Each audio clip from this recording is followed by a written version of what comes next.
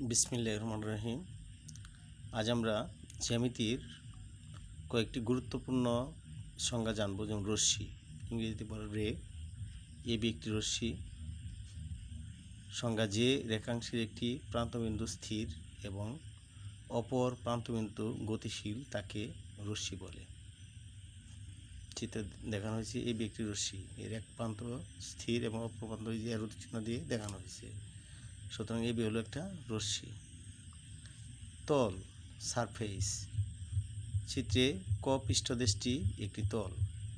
সংজ্ঞা: কোনো ঘনবস্তু বা পদার্থের উপরিভাগ, নিম্নভাগ বা পার্শ্বভাগকে তল বলে। তলের প্রকার আছে। তল দুই প্রকার: সমতল, অসমতল।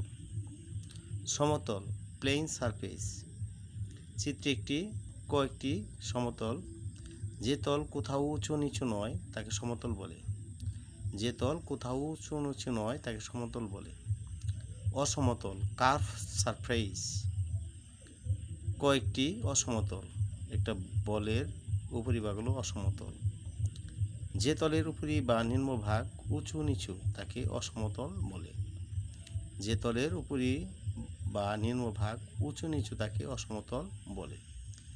ঘনবস্তু, সলিড, কয়েকটি ঘনবস্তুর চিত্র দেখানো হয়েছে।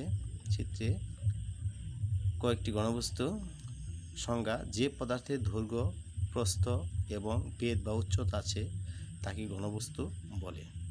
যে পদার্থের দৈর্ঘ্য, প্রস্থ এবং বেধ বা উচ্চতা আছে তাকে ঘনবস্তু বলে।